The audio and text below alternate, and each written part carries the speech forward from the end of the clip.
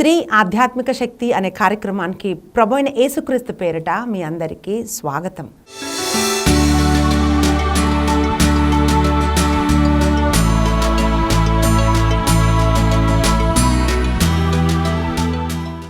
పిల్లరా, కొన్నిసార్లు నేను ఆ ఒక్క మాట మాట్లాడకపోతే బాగుండేది, ఆ ఒక్క చోటకి నేను వెళ్ళకుండా బాగుండేది, ఆ ఒక్క పరిస్థితి రాకుండా బాగుండేది, ఆ ఒక్క నిర్ణయం చేయకుండా బాగుండేది, ఆ ఒక్క సంబంధం లేకుండా బాగుండేది, అది నా జీవితాన్ని మార్చేసింది, నేను ఈ స్థితిలో ఉండడానికి అదే కారణమైంది అని నువ్వు బాధపడుతున్నావా? అలా బాధపడే ఒక స్త్రీని గురించి ఈరోజు మనం బైబిల్లో ధ్యానిస్తున్నాం. ఆదికాండము 3వ అధ్యాయము 20వ వచనంలో మనం చూస్తే పిల్లల వాక్యం పలుకుతోంది, ఆదాము తన భార్యకు ఏవా అని పేరు పెట్టెను, ఎందుకనగా జీవులందరికీ ఆమె తల్లి అని మనం వాక్యంలో చూస్తున్నాం. పిల్లరా, ఆదాము ఆమెకు ఏవా అని పేరు పెట్టాడంట.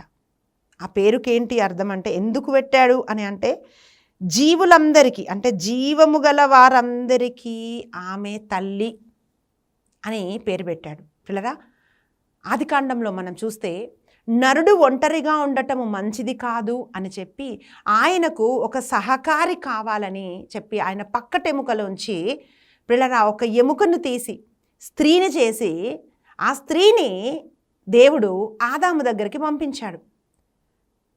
ఒక సాటి అయిన సహకారి ఆదాముకు కావాలి అని దేవుడు అనుకున్నాడు. అంటే ఏవమ్మని చేయడానికి గల ఉద్దేశం ఏమిటి అంటే, ఆమె సహకారిగా ఉండాలి. అంటే ఆమెకు ఒక పర్పస్ ఉంది జీవితంలో. దేవుడు ఆమెను చేయడానికి ఒక ఉద్దేశం ఉంది పిల్లరా. ఒక ఉద్దేశంతో ఆమెను చేసి దేవుడు ఆదాము దగ్గరికి పంపించాడు. ఈరోజు ప్రియబిడ్డ, ఇది ఏవమ్మ స్టోరీయే కదా, ఇది అందరికీ తెలియనిది ఎవరికి లేదు.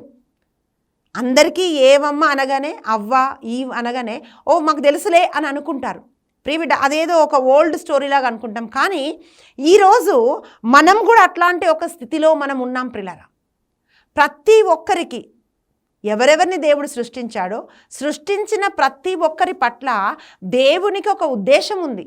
నువ్వు ఒక తల్లి కావచ్చు, భార్య కావచ్చు, చెల్లి కావచ్చు, అక్క కావచ్చు, సేవకురాలువి కావచ్చు, స్నేహితురాలు కావచ్చు, ఇలా రకరకాల పాత్రలు నీ జీవితంలో నువ్వు పోషిస్తున్నావు ప్రియ సహోదరి. అంటే ఒక ఉద్దేశంతో దేవుడు మనల్ని ఒకరి జీవితంలో పెట్టాడు.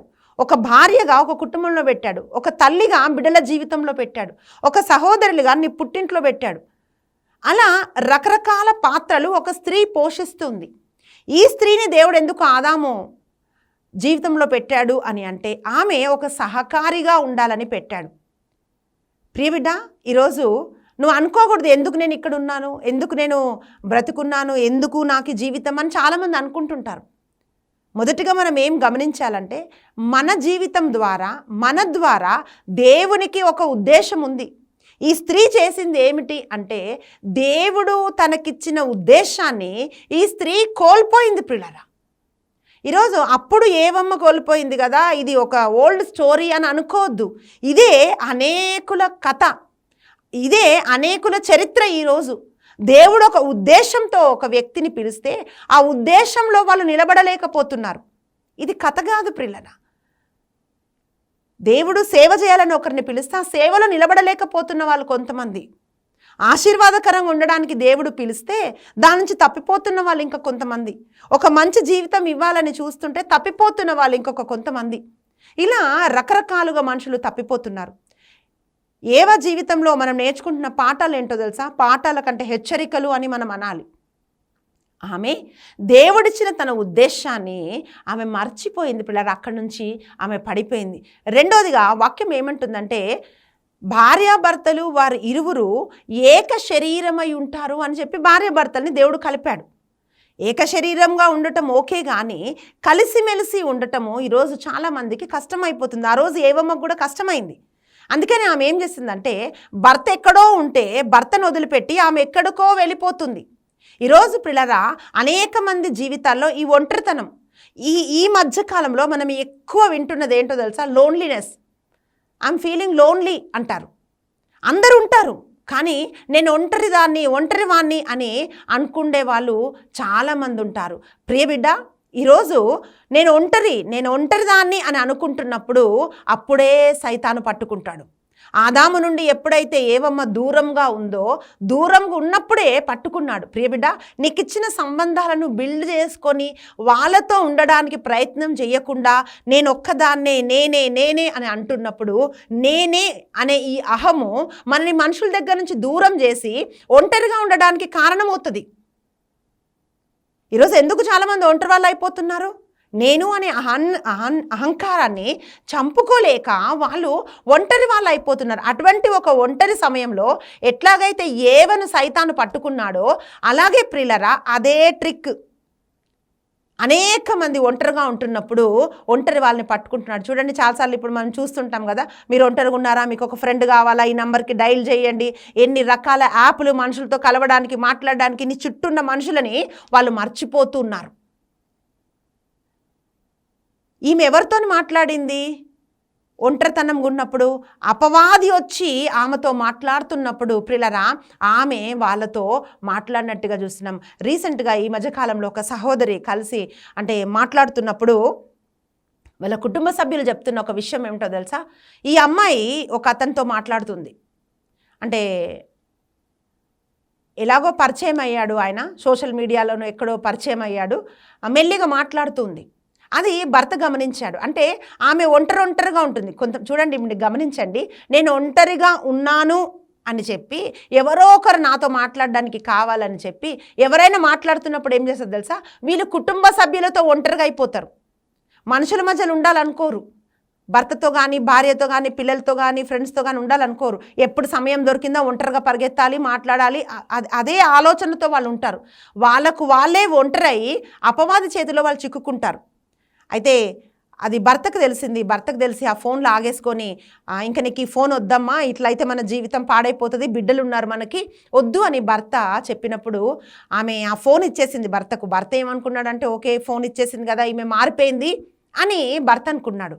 పిల్లరా, ఒకరోజు సడన్గా అతనితో వెళ్ళిపోవడానికి ఈమె అన్నీ రెడీ చేసుకొని అతనితో పారిపోవడానికి సిద్ధమైంది. పారిపోవడానికి సిద్ధమైనప్పుడు ఎట్లాగో అట్లా ఇన్ఫర్మేషన్ హస్బెండ్కి వచ్చింది.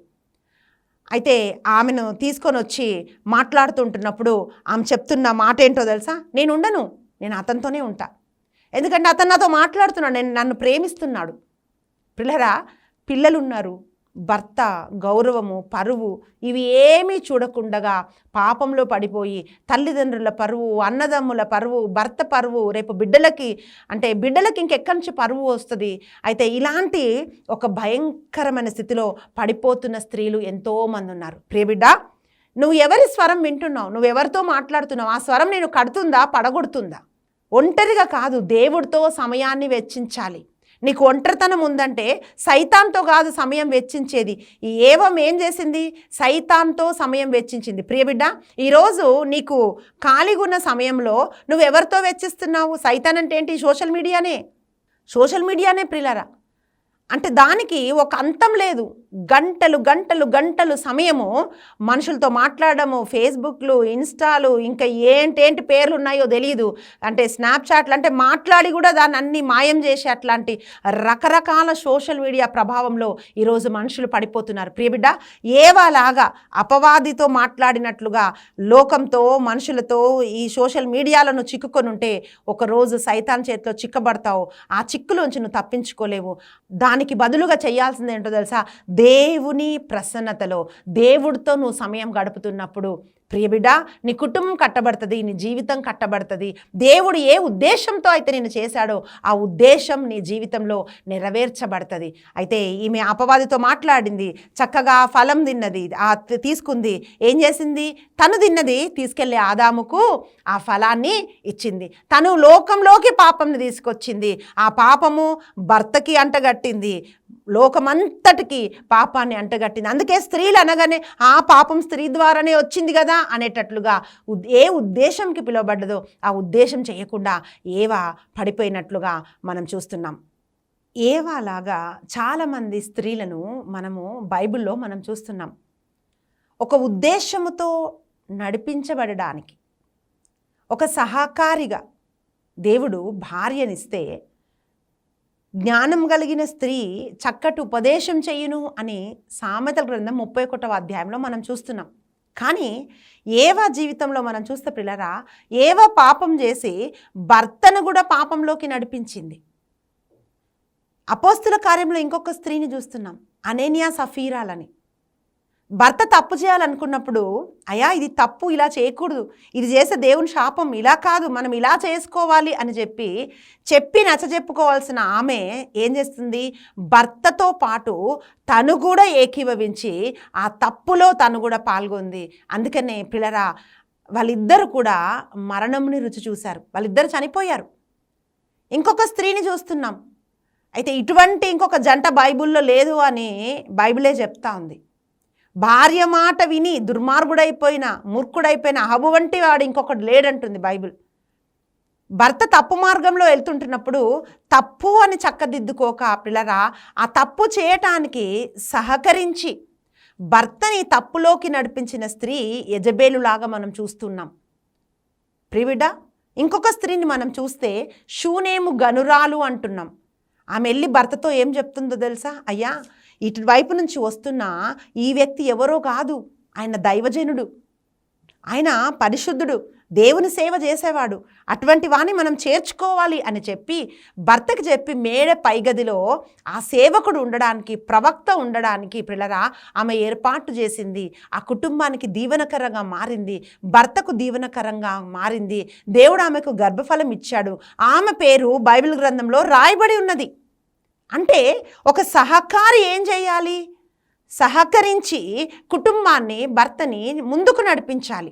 కానీ ఇక్కడ మనం చూసినట్లయితే ప్రియులరా, ఏవమ్మ చేసిన పని ఏంటి అంటే, ఆమె అపవాదితో మాట్లాడి, సైతాన్తో మాట్లాడి ఆ ఫలము తిని, ఆ ఫలం తీసుకొని వెళ్ళి ఎవరికిచ్చింది అని మనం చూస్తే ఆదాముకిచ్చింది.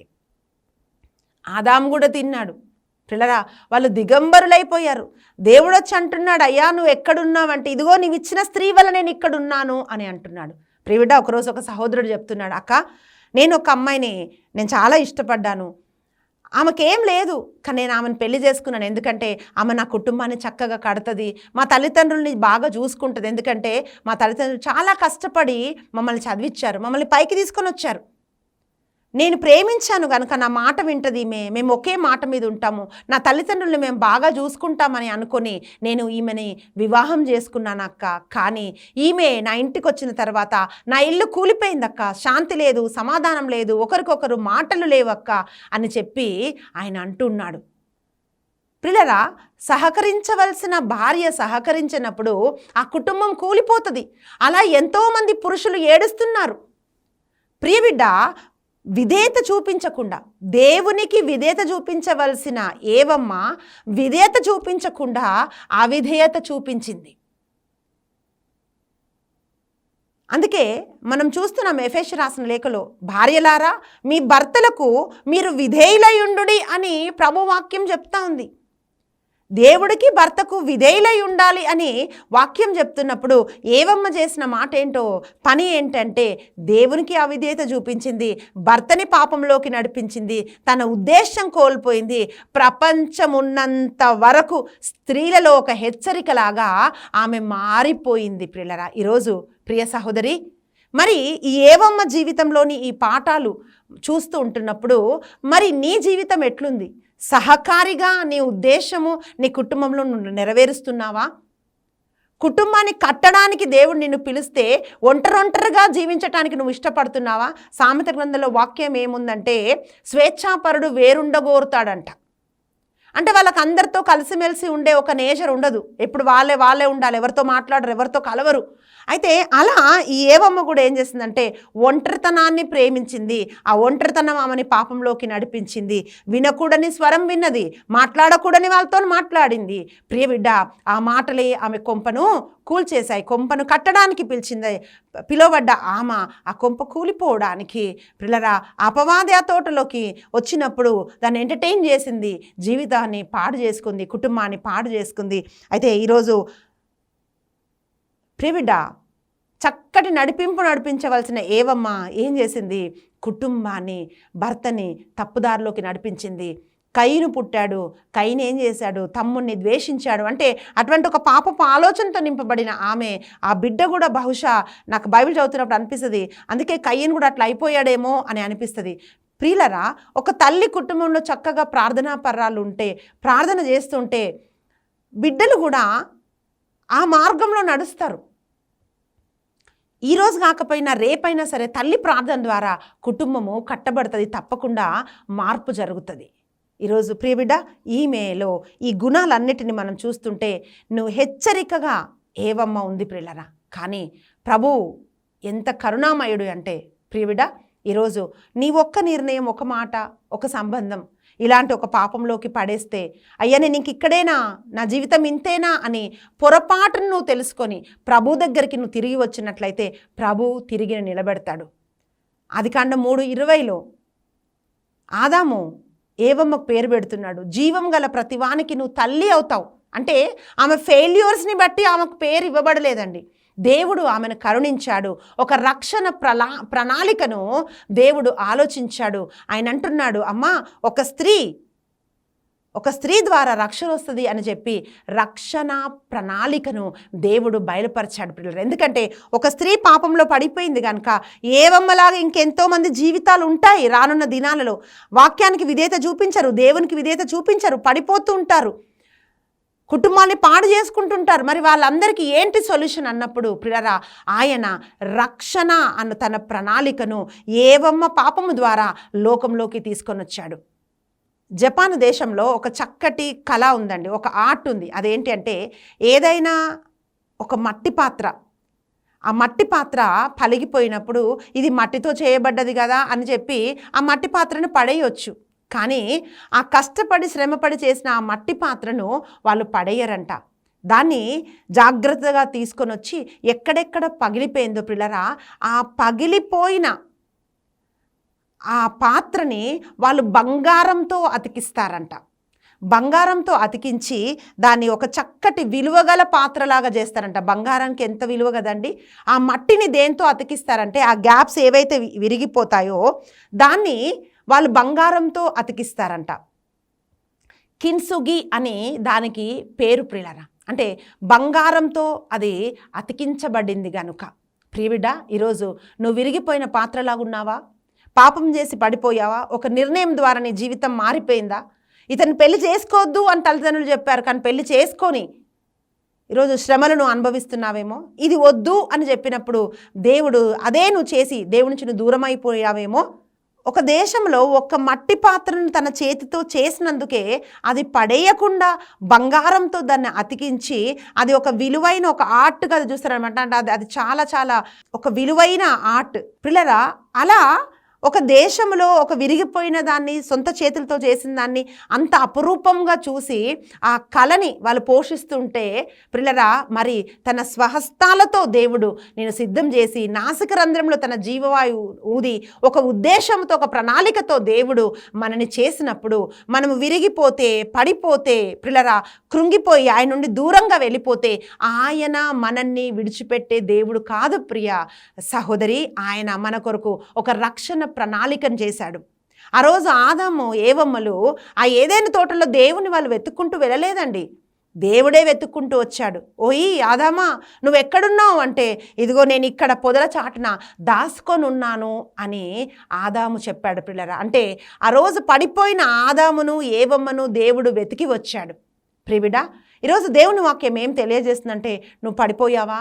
దేవుని దూరంగా వెళ్ళిపోయావా? నువ్వు కృంగిపోయావా? నీ ఒకే ఒక నిర్ణయం సంవత్సరాలు అయిపోయిందా దానిలో పడిపోయి నువ్వు లేవలేకపోతున్నావా? చేయాల్సింది ఏమిటో తెలుసా? దేవుని నుంచి ఇంకా ఇంకా దూరంగా వెళ్ళిపోవడం కాదు, ఇంకా ఇంకా పాపంలోకి కూరుకుపోవటం కాదు. చేయాల్సింది ఏంటంటే ప్రభువు దగ్గరికి రావాలి. మీరు నా యొద్దకు రండి, అప్పుడు నేను మీ యొద్దకు వస్తానంటున్నాడు ప్రభు. ఆయన యొద్దకు వస్తే ఆయన మిమ్మల్ని లేవనెత్తుతాడు ప్రియులారా. ఆయనే ఆశ్రయపురము, మన కొండ, మన కోట, మన దాగు చోట అని వాక్యం చెప్తుంది. ప్రియబిడ్డ, ఆయన యొద్దకు నువ్వు వస్తే ఆయన నీ జీవితాన్ని మారుస్తాడు. మనుషులందరూ మన బలహీనతలను చూస్తారు, మన ఫెయిల్యూర్స్ చూస్తారు. కానీ ఇక్కడ ఆమె ఏదైతే ఓడిపోయిందో, ఎక్కడైతే ఆమె ఫెయిల్ అయిపోయిందో, ఎక్కడైతే పడిపోయిందో అక్కడిని బట్టి ఆమె జీవితం అక్కడే ఆగిపోలేదు. ఆమెని జీవము గల ప్రతివానికి తల్లిగా ఉండుటకు దేవుడు తిరిగి ఆమెకు నామకరణం చేశాడు. నామకరణం చేసి పిల్లరా ఆమె జీవితం ద్వారా మనకు ఒక పాఠాన్ని నేర్పిస్తున్నాడు. ఎందుకంటే పాపంలో పడిపోయిన వాళ్ళు ఎవరు లేరు, నీతిమంతుడు ఒకడునూ లేడు అంటుంది వాక్యం. ఎక్కడో ఒక చోట ఎవరో ఒకరు ఏదో ఒక రీతిగా పడిపోతూ ఉంటున్నప్పుడు చేయాల్సింది ఏంటంటే ఆయన యొద్దకు మనం రావాలి. హెచ్చరికకి ఒక సూచకంగా నువ్వు ఉంటావా, లేక రక్షణకు కారకుడైన ఆ యేసుక్రీస్తును విశ్వసించి ఎలాగైతే కిన్సుగి అనే బంగారంతో అతికించబడ్డ ఆ పాత్రలాగా విలువైన ఒక పాత్రగా నువ్వు మారుతావా ప్రియబిడ్డ? తిరిగి ఆ పరిశుద్ధాత్మ శక్తి ద్వారా దేవుడు నిన్ను, నీ కుటుంబాన్ని ఆయన పునర్నిర్మిస్తాడు, నీ జీవితాన్ని బాగు చేస్తాడు. నరు నుంచి తీయబడ్డది కనుక నారీ అని ఆదాము పేరు పెట్టాడు కదండి. తర్వాత ఆదికాండం 3:20లో మనం చూస్తే ఇదిగో నీవు జీవము గల ప్రతివానికి తల్లిగాను ఉంటావు అని చెప్పి ఏవా అని ఆమెకు నామకరణం చేయబడ్డది. ప్రియులారా, ఈరోజు ప్రార్థిద్దాం. ఎక్కడెక్కడ నువ్వు పడిపోయావో, ఎవరితో మాట్లాడకూడదు వాళ్ళతో మాట్లాడను పడిపోయావా? ఒంటరిగా ఉంటూ నువ్వు పడిపోయావా? దేవుని ఉద్దేశం ఇది అని తెలిసి కూడా నువ్వు పడిపోయావా? లేక ఉద్దేశం అర్థం చేసుకోలేక దేవునికి దూరం అయిపోయావా? కళ్ళు మూసుకుందాం, మనం ప్రార్థన చేద్దాం. స్తోత్రము నాయన మహాగణుడా, పరిశుద్ధుడ నా తండ్రి, నీ పరిశుద్ధమైన నామానికి స్తుతులు స్తోత్రాలు ప్రవ్వా. అయ్యా ఏవమ్మ చరిత్ర, అది చరిత్రలాగా ఎప్పుడో విన్న ఒక కథ కాదు నా తండ్రి. ఏవమ్మలాగా ఎన్నో కుటుంబాలు, ఎంతోమంది స్త్రీలు నా తండ్రి. అయ్యా నీవు వారి కొరకు ఏర్పరిచిన ఉద్దేశంలో నిలబడలేక పడిపోయి నా తండ్రి ఆ సైతాను హస్తంలో చిక్కుకొని నా తండ్రి విలపిస్తున్నారు ప్రభా. అయ్యా ఈరోజు నీ ఆత్మ ఒక్కొక్కరిని పట్టుకొనుగాక అని ప్రార్థిస్తున్నాం నాయన. నీ యొద్దకు తిరిగి రావటానికి మీరు సహాయం చేయమని అడుగుతున్నామయ్యా. అయ్యా ఒక్కొక్కరిని మీరు దర్శించండి రాజా, లేవనెత్తండి నాయన. వారు ఒంటరితనంలో అపవాది వారిని పట్టుకోకుండానట్లుగా నాయన నీ స్వరము వినిపించమని అడుగుతున్నామయ్యా. నీ హస్తముతో లేవనెత్తమని అడుగుతున్నాము నా తండ్రి. ఏ కుటుంబాలలో భర్తలు భార్యల వల్ల కన్నీరు విడుస్తున్నారేమో నా తండ్రి. అయ్యా సహకారిగా ఉండవలసిన భార్య ద్వారా ఈరోజు నా కుటుంబం ఇట్లా అయిపోయిందని విలపిస్తున్నారేమో నా తండ్రి. నాయన అటు వారందరినీ కూడా మీరు దర్శించమని అడుగుతున్నాం అయ్యా. ప్రతి స్త్రీని అయ్యా ఒక చక్కటి సహకారిగా నా తండ్రి కుటుంబాన్ని కట్టుకోవటానికి కావలసిన జ్ఞానమును, అభిషేకమును, ఓర్పును నా తండ్రి అయ్యా ప్రతి ఒక్కరికి మీరు దయచేసి వారి కుటుంబాలని పునర్నిర్మించమని యేసుక్రీస్తు బలమైన నామమున ప్రార్థించి అడిగి వేడుకుంటున్నాం తండ్రి. ఆమేన్. ప్రియులారా, దేవుడు ప్రతి ఒక్కరిని ఒక ఉద్దేశముతో ఆయన పిలిచాడు. ఆ ఉద్దేశం మన ద్వారా అది జరగాలి. దానికి మనము దేవుడితో మనం సహకరించాలి. ఆయన ఆత్మ మనని నడిపిస్తుంది. మీరు పిచ్చుకల కంటే శ్రేష్టమైన వారు కాదా అని ప్రభు అడుగుతున్నారు. తన స్వరక్తమిచ్చి ఆయన మనని కొన్నాడు. రక్షణ ప్రణాళిక మన కొరకు సిద్ధం చేశాడు. చేయవలసింది ఒక్కటే, ఆయన దగ్గరకు మనం రావడం. అప్పుడు ఆయన మీ వద్దకు వచ్చి మీ కుటుంబాలని పునర్నిర్మిస్తాడు. దేవుడు మిమ్మల్ని ప్రేమిస్తున్నాడు. God bless you.